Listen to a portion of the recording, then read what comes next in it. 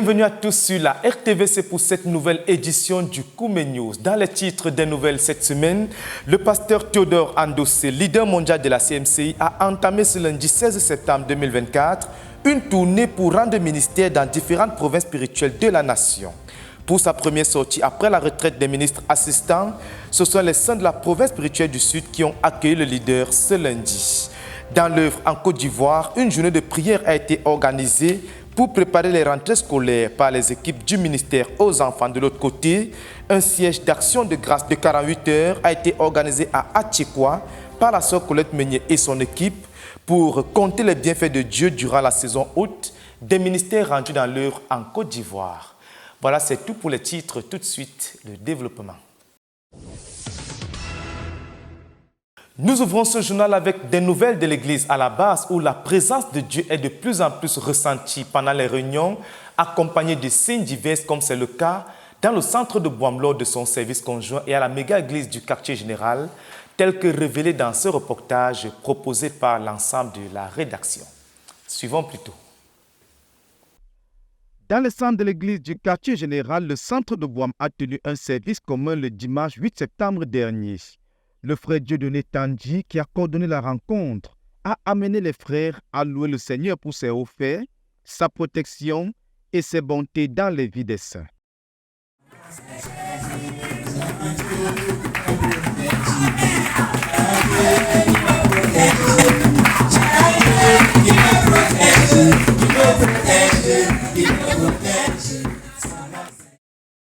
Après la vague de louanges et de réjouissances, le coordinateur de la rencontre a procédé à l'accueil et à la présentation des différentes assemblées de maisons du centre. Une fois cette phase achevée, le frère Francis Ndikoum, pasteur du centre de Bouam, a apporté le message de l'Évangile tiré du livre de Jean, chapitre 5, le verset 1 au verset 9. L'orateur a souligné à partir de ce passage que Jésus étant monté à la fête à Jérusalem, une fois sur les lieux, le Seigneur ne s'est pas mêlé à ceux qui fêtaient, mais son attention s'est tournée vers ceux qui étaient dans les souffrances et la douleur, vers ceux qui étaient malades et désespérés. De là, il a expliqué à son auditoire que quiconque souffre étant dans la douleur, les maladies et le désespoir, ces personnes sont celles que Jésus recherche. Si tu n'as pas de l'aide, tu n'as pas de l'espoir, tu es alors le genre de personne que Jésus cherche. Jesus is not looking for those who are satisfied. Jésus ne cherche pas les gens qui sont déjà satisfaits. He's not looking for those who are enjoying their life. Jésus ne cherche pas les gens qui jouissent de leur vie. Mais le pasteur Francis a souligné que le problème de ceux qui viennent à Jésus est qu'ils ne viennent pas pour recevoir de lui sa solution à leurs problèmes, mais ils viennent à Jésus ayant dans leur cœur ce qu'ils veulent que Jésus fasse pour eux et comment ils veulent que Jésus le fasse à leur convenance. De ce fait, ils constituent eux-mêmes un obstacle à l'intervention de Dieu. Plusieurs viennent à Jésus n'étant pas prêts à accepter ce que Jésus dit, mais ils veulent que Jésus les exauce selon leurs propres désirs. Il a donc exhorté son auditoire à venir à Jésus, étant disposé à accepter ce qu'il dit et ce qu'il veut d'eux. Et ce sera là le début de la solution. Sur ces paroles et bien d'autres, 5 personnes ont répondu à l'appel à Christ et sont venues au Seigneur pour le recevoir. Et au thème de la repentance et des ministères rendus, tous les 5 ont obéi aux eaux du baptême et se sont fait baptiser dans l'eau à la fin du culte. Il faut souligner qu'un miracle du genre de Corneille dans la Bible a été signalé. Celui d'un invité sur qui le Saint-Esprit est descendu immédiatement dès qu'il a répondu à l'appel au salut. Nous bénissons le Seigneur pour sa présence qui est de plus en plus ressentie et manifeste dans nos réunions, accompagnée de signes évidents. L'Assemblée des saints a été bénie et recommandée à la grâce du Seigneur, marquant ainsi la fin du culte. À Dieu soit toute la gloire. Ce dimanche 15 septembre 2024, les saints de la méga-église du quartier général étaient réunis pour le culte qui a été visiblement un festival de louanges, puisque depuis 2 week-ends déjà, des campagnes d'évangélisation sont organisées au rôle de la méga-église. Et le Seigneur, durant ce moment, a honoré l'effort d'évangélisation de ses enfants par des miracles de salut, de guérison et de délivrance. C'est donc une raison légitime pour les saints de rendre toute la gloire au Seigneur. C'est dans ce sillage que le frère Lucon Divine a orienté la coordination du culte. Es-tu découragé? Oh, d'accord.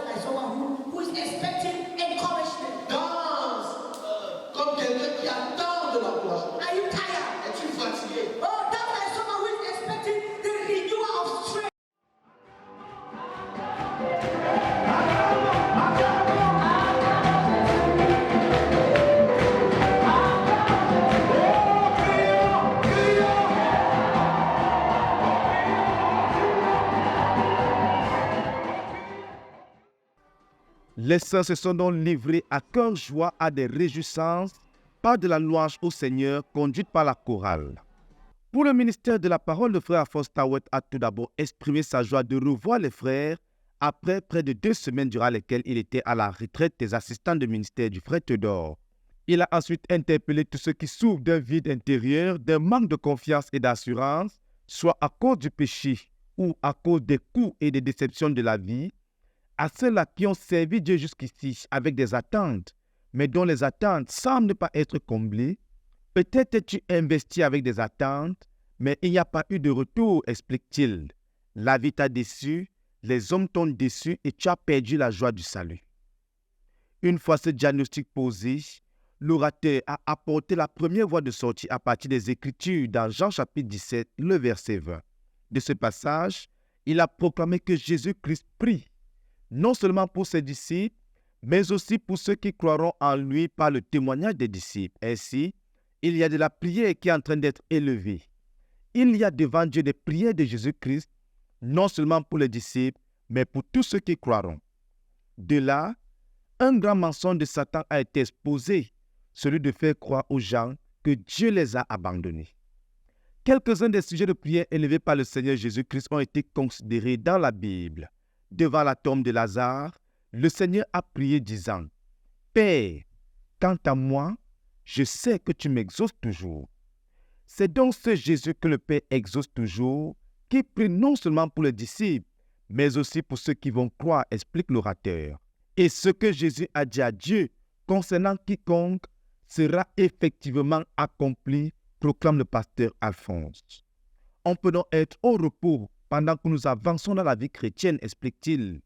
Et même dans nos efforts d'évangélisation, nous devons redoubler de courage pour presser de l'avant, car Jésus prie pour ceux qui vont croire et Dieu l'exauce toujours. Dans Hébreux chapitre 5, le verset 7, le genre de prière que Jésus a élevé pour chacun a été considéré. Il a prié avec des grands cris et avec des larmes et des supplications. Et la Bible dit que Jésus-Christ a été exaucé à cause de sa piété. L'orateur a une fois de plus insisté sur le fait que, devant Dieu, il y a des prières qui ont déjà été élevées en faveur de chacun de nous.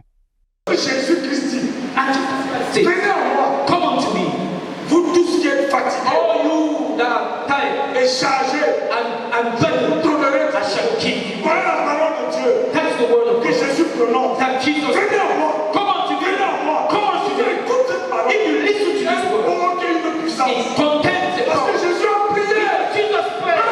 Father, je vais donner ta parole. I'm giving them your word. Venez à moi. Come unto me. Je vais donner ta parole. I'm giving them your word. Venez à moi. Come unto me. Seigneur, Père, Father, sanctifie-les. Sanctify-les par ta parole. By your word. Mets-les de côté. Put them apart. Toute leur fatigue. From all their time that we charge. From all their burden. Venez à moi. Come unto me. Tout ce qui est fatigué. All of you who are chargés and burdened. Je vous donnerai. And I shall give you rest. Meilleure délivrance. There is no other. There's no better délivrance parfaite. That is the perfect. Tu reçois la parole. That you receive the word. Cette parole que tu reçois. This word that you receive. Elle est la vérité. It is the word. Et elle a la puissance pour te mettre à part. Dans la suite, au verset 14 et 17 du chapitre 17 du livre de Jean, le Seigneur Jésus-Christ a prié et dit à Dieu, « Père, je leur ai donné ta parole. Sanctifie-les par ta vérité. Ta parole est la vérité. » À partir de ces paroles, l'orateur a expliqué que le mot sanctification veut dire « mettre à part ». Ainsi donc, la parole de Dieu a été donnée par le Seigneur Jésus-Christ à chacun de nous pour le mettre à part, à l'abri des tribulations, des soucis de ce siècle, des angoisses de la vie, du péché, pour ne citer que cela. Celui donc qui continue de se livrer au péché ira en enfer, parce que Jésus a prié pour nous et nous a donné sa parole, et sa parole est une puissance qui nous capacite pour mener une vie chrétienne victorieuse et libre du péché, libre des soucis, libre des angoisses. C'est donc sur ces paroles de victoire que le pasteur Alphonse a conduit l'assemblée à prier pour recevoir une révélation de ce que Jésus a fait pour chacun de nous par ses prières et par sa parole donnée. Invitant chacun à se tenir sur la parole de Dieu, le pasteur Alphonse Tawet a lu quelques extraits de la Réma de 2024. Toutes les montagnes qui se tiennent sur le chemin des saints et de la méga-église ont été renversées au nom de Jésus. Et puisque la louange facilite le travail spirituel, et aussi parce que toute œuvre spirituelle commence par la louange, l'équipe des ministres de louange de la méga-église a été renforcée par le recrutement de nouveaux membres de la chorale qui ont immédiatement rendu leur premier ministère.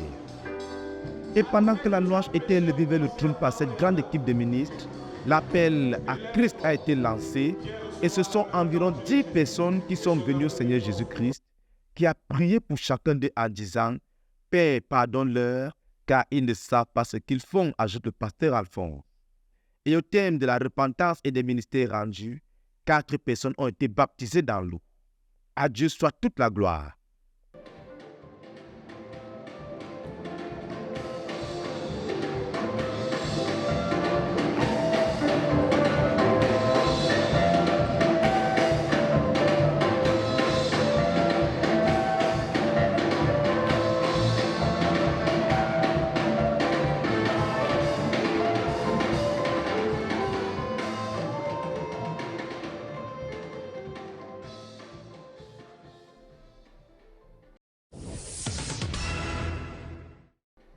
Pour conclure en beauté ce culte, un couple a été béni. Le frère Thierry Perem, ouvrier au département de l'électricité du quartier général, et la sœur Déborah, staff au bureau du leader. Le pasteur Alphonse Tawet a expliqué qu'ils ont besoin d'être bénis parce que c'est de Dieu que vient la capacité d'être un mari et une femme. C'est de Dieu que vient la capacité de garder son conjoint. Le passage de Hébreux chapitre 13, le verset 4 a été lu, exhortant tous et chacun à honorer le mariage. Pour le croyant, souiller le lit conjugal ne revient pas seulement à commettre l'adultère, mais aussi à introduire sur le lit conjugal des entités spirituelles étrangères telles que la colère, le manque de pardon, les rancunes accumulées. La prière a été élevée pour que le couple reçoive du Seigneur la capacité de ne pas introduire dans leur chambre conjugale de la souillure et des corps étrangers. Ils ont été recommandés au Seigneur pour qu'ils soient un couple modèle, un mariage modèle qui va plaire à Dieu. Sur ces précieuses paroles, le couple Perem a été laviché de bénédictions par le corps des dirigeants de la méga-église et l'assemblée des sœurs réunies.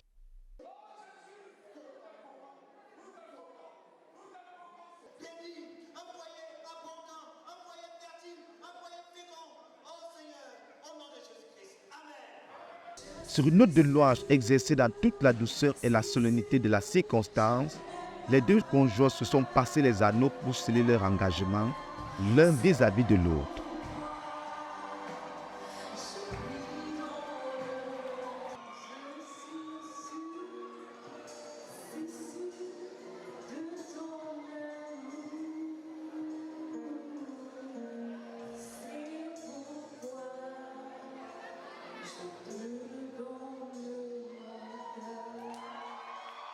Pour la suite de la cérémonie de la bénédiction du couple Perem, le rendez-vous a été donné aux saints, familles et amis du couple dans la soirée à la résidence du pasteur Alphonse Tawet pour la suite des réjouissances, mais cette fois autour d'un bon repas à la grande joie du couple et des leurs.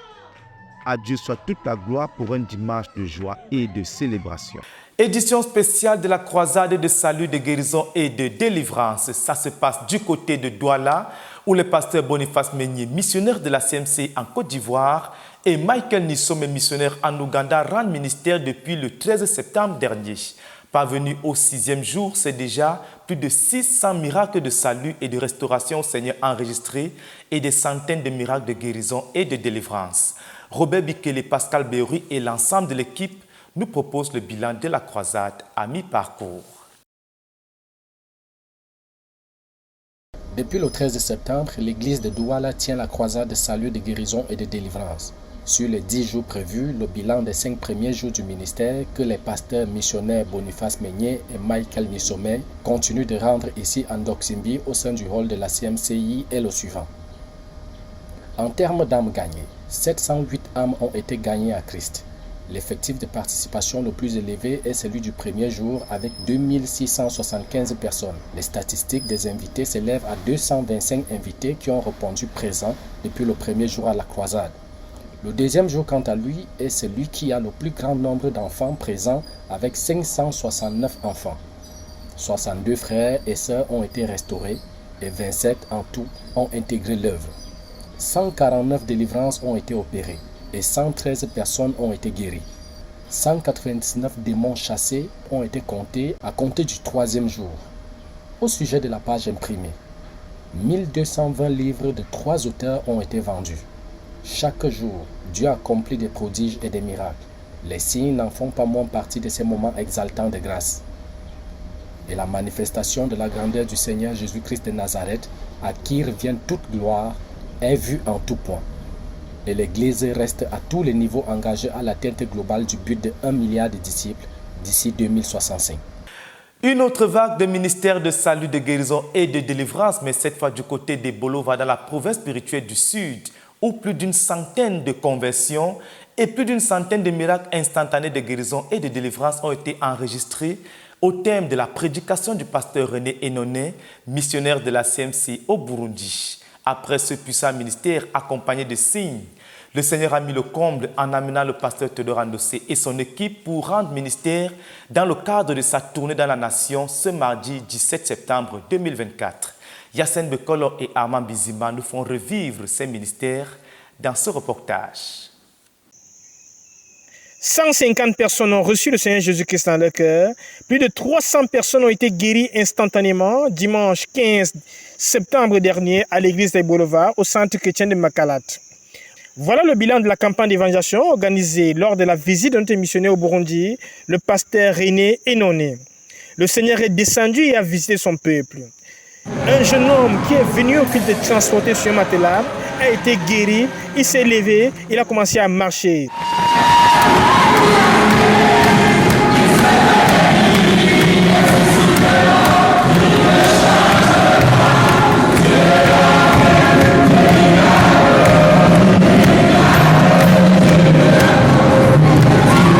Le frère Théodore Andossé en visite pastorale dans le sud à Ibolova fait son entrée dans le grand hall Bethel dans un après-midi arrosé de pluie.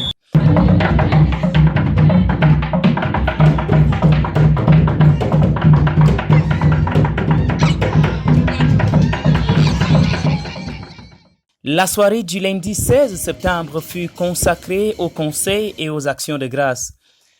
Le frère Théodore, lors de cette soirée, commence par une note de satisfaction en soulignant que l'église des Bolova a fait du progrès avec beaucoup d'innovation. C'est sur ces remarques que le frère Théodore bâtit son enseignement de ce soir pour exhorter les frères du Sud à travailler davantage pour que leur progrès frappe aux yeux, comme l'apôtre Paul le recommande dans 1 Timothée au chapitre 4, verset 15. Le leader mondial de la CMCI rappelle que le progrès est un impératif pour celui qui veut aller loin. Et en tant que dirigeant, je dois toujours me poser la question de savoir en quoi ai-je fait du progrès. Cette manière de s'évaluer, a-t-il souligné, va apporter beaucoup d'humilité, conclut le frère Théodore. La journée du mardi 17 septembre 2024 commence par le ministère de cœur à cœur, pendant lequel le frère Théodore explique de façon détaillée le contenu de 1 Corinthiens chapitre 6, des versets 9 à 11. Un exercice d'un père réalignant ses enfants. Il rappelle que le but de la CMCI est d'amener chaque membre à avoir son nom inscrit dans le livre de vie. Et pour cela, il faut éviter les points éliminatoires soulignés par l'apôtre Paul. Des prières ont été élevées dans le but d'implorer la miséricorde du Seigneur afin d'éviter d'avoir des églises qui sont remplies de personnes dont les noms ne sont pas inscrits dans le livre de vie. Le frère Théodore présente aussi aux frères du Sud le besoin urgent de susciter des dirigeants car la moisson est abondante. En bon enseignant, le frère Théodore livre son message au travers des représentations sur le vécu quotidien. Il rappelle aux frères que si tu as 10 ouvriers ou plusieurs, ils vont faire le travail que toi seul ne pouvais réaliser seul. Il rappelle aux frères que si tu as 10 ouvriers ou plusieurs, ils vont faire le travail que toi seul ne pouvais pas réaliser. L'orateur du jour mentionne que celui qui veut tout contrôler seul a déjà perdu. Celui qui ne suscite pas de dirigeants a échoué et il est inefficace. Tu n'as pas de ministère, a-t-il souligné. Tu n'as pas d'autorité, pas de protection, pas de pouvoir, pas de richesse si tu n'as pas de gens. Le pasteur Théodore continue en montrant aux frères du Sud qu'il est impératif de susciter les dirigeants pour avancer et faire avancer les autres, car on est sauvé pour sauver les autres. Concluant son enseignement du jour, le leader mondial de la CMCI rappelle à l'auditoire du Sud qu'il faut encourager les gens que nous avons déjà en leur donnant de la valeur. Ainsi, on va produire une œuvre. C'est sur cette note d'encouragement que le frère Théodore dit au revoir aux frères du Sud, en laissant ces derniers sur leur soif de toujours avoir leur leader au milieu d'eux. Nous sommes reconnaissants au Seigneur et à son serviteur, le frère Théodore Andossé, pour l'amour manifesté pour la province spirituelle du Sud en général et Ebolova en particulier, d'où je signe Armand Bidimantiam pour la RTVC. Du côté de l'œuvre en Côte d'Ivoire, journée de prière de masse pour consacrer la nouvelle année scolaire au Seigneur. Organisée par l'équipe du ministère aux enfants, elle a mobilisé plus de 300 enfants et ministres du côté du temple de la CMCI à Abidjan. Pendant ce temps, du côté d'Atchekwa, la sœur Colette Meunier et son équipe ont organisé du 14 au 16 septembre dernier un siège d'action de grâce de 48 heures avec pour but de compter les nombreux bienfaits de Dieu au cours de la saison haute des ministères rendus du côté de l'œuvre en Côte d'Ivoire. Pascal Berry et l'ensemble de l'équipe du côté de la RTVC Côte d'Ivoire nous proposent le bilan de ces deux programmes. Suivons plutôt.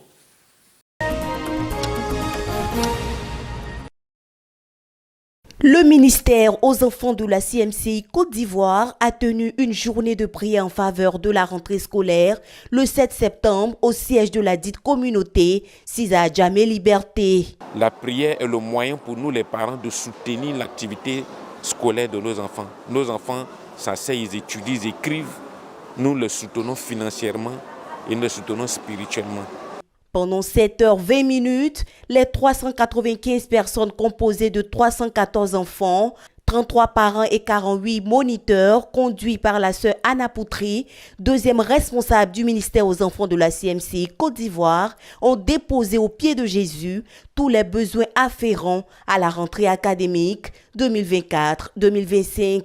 Aujourd'hui, les enfants pensent que on peut dormir et puis acquérir tout ce qu'on veut. C'est faux. Que cela soit jugé dans l'esprit des enfants.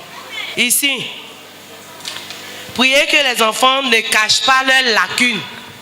Priez que Dieu suscite des personnes pour pouvoir aider nos enfants.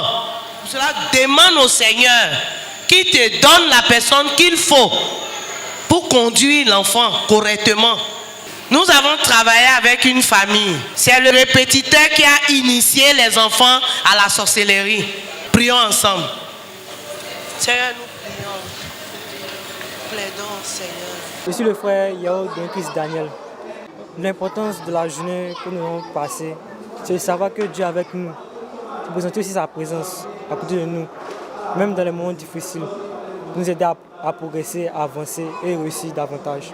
On a prié pour la scolarité et on a prié aussi pour que le Seigneur nous donne la capacité de pouvoir passer en classe supérieure. Je sais que par la grâce de Dieu, la rentrée se passera bien. En tout cas. L'année académique 2024-2025 s'annonce donc prometteuse et pleine de succès.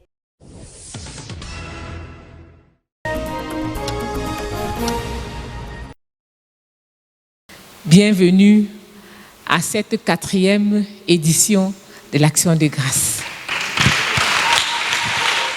Ils étaient plus de 700 ministres de prière, missionnaires, dirigeants et étudiants à l'école de la prière à prendre part à la 4e édition des Journées d'Action de grâce de l'UMPJ Côte d'Ivoire. Sous la coordination de la sœur Colette Meunier, missionnaire numéro 2 de la CMCI Côte d'Ivoire, cette 4e édition tenue au hall de la dite institution en Côte d'Ivoire, Cisa Atchekwa, a gravi des échelons supérieurs, passant d'une journée, pour les éditions précédentes, à un siège de louange et d'action de grâce de 48 heures pour cette édition 2024. Ça va faire exactement la 4e fois que nous nous retrouvons ici, dans le cadre des actions de grâce, en tant qu'une offrande à Dieu, une offrande consciente, volontaire et planifiée. Jusque-là, ça a été des journées d'action de grâce. Cette fois-ci, fort de tout ce que nous avons vécu, fort de toutes les merveilles que nous avons vues, les choses que nous avons touchées, senties, le Seigneur nous a fait grâce de comprendre qu'on devait aller au-delà d'une simple journée d'action de grâce. C'est pourquoi nous avons appelé pour qu'ensemble, nous puissions compter, essayer de compter les bienfaits du Seigneur. Tenue du 14 au 16 septembre, dès l'ouverture, la sœur Colette Meignet a situé le cadre institutionnel et doctrinal de ce programme en partageant quelques vérités du livre Le chemin de la prière victorieuse du professeur Zacharias Tanefomoum, afférent à l'importance des saisons de louange et d'action de grâce dans la vie de l'Église. Je recommande fermement à chaque croyant et à chaque assemblée locale de mettre à part des moments spéciaux consacrés à la louange. Pourquoi ne pas réserver une semaine, une fin de semaine ou un mois où l'on n'adressera à Dieu que des louanges sans aucune requête ni l'intercession?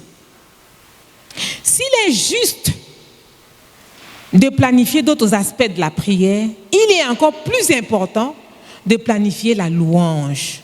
C'est donc en obéissance à ces exhortations inspirées du Seigneur, consignées dans ce livre, que l'Assemblée a passé en revue tous les bienfaits du Seigneur accomplis au cours des grands programmes de l'Église qui ont marqué ces derniers mois. À titre d'exemple du travail qui a été effectué 44 heures durant, chacun des 40 jours de la croisade pour le renversement des principautés personnelles et familiales tenue à Atiekwa a fait objet de louanges et d'actions de grâce au Seigneur. Pour les âmes gagnées, les participants au quotidien, les messages proclamés et les prières élevées, ainsi que leur impact en termes de salut, de guérison, de délivrance, de restauration et d'exaucement. À tour de rôle, chaque département a pu partager quelques détails particuliers de leur ministère rendu au cours de ce programme, permettant de voir la main agissante de Dieu qui s'est manifestée dans les moindres détails pour le succès de l'organisation et de la tenue de ce grand rendez-vous de jeûne et prière pour le salut et la délivrance des familles de toute forme de blocage et de malédiction. Les fruits de la croisade pour le renversement des principautés personnelles et familiales 2024, menée aussi à l'intérieur de la Côte d'Ivoire, ont fait objet d'actions de grâce. Sans oublier la croisade tenue au Bénin, les fruits du camp biblique national des jeunes de la CMCI Côte d'Ivoire, ou encore les fruits déjà enregistrés de la 8e édition de la croisade de salut, de guérison et de délivrance en cours à la CMCI Douala. Avec ce siège d'action de grâce qui s'est tenu en tout sur 44 heures, l'Université mondiale de prière et de jeûne section Côte d'Ivoire traduit son engagement à faire grandir ses étudiants et toute l'Église dans tous les aspects du ministère de la prière, conformément à l'exhortation de Philippiens le chapitre 4, le verset 6, qui dit « Ne vous inquiétez de rien, mais en toute chose faites connaître vos besoins à Dieu par des prières et des supplications avec des actions de grâce. » Après donc s'être investi massivement dans les prières et les supplications, avant et pendant les programmes qui ont été au centre de ce siège d'action de grâce, il était nécessaire de mettre un temps à part pour les actions de grâce en abondance, pour veiller à une complétude de l'obéissance aux différents aspects du ministère de la prière. Et avec les leçons apprises sur les actions de grâce et la louange au cours de ce programme, chaque participant est sorti avec un engagement agrandi à l'école de la louange et des actions de grâce au Seigneur. Et il faudra noter que pour rendre complet l'exécution des implications du ministère des actions de grâce, en plus de la louange et des abondantes prières de reconnaissance élevées au Seigneur au cours de ce programme, les participants ont aussi rendu grâce au Seigneur à travers leur argent. Une offrande d'action de grâce a été déposée aux pieds du Seigneur par l'ensemble des participants à la clôture de ce siège d'action de grâce.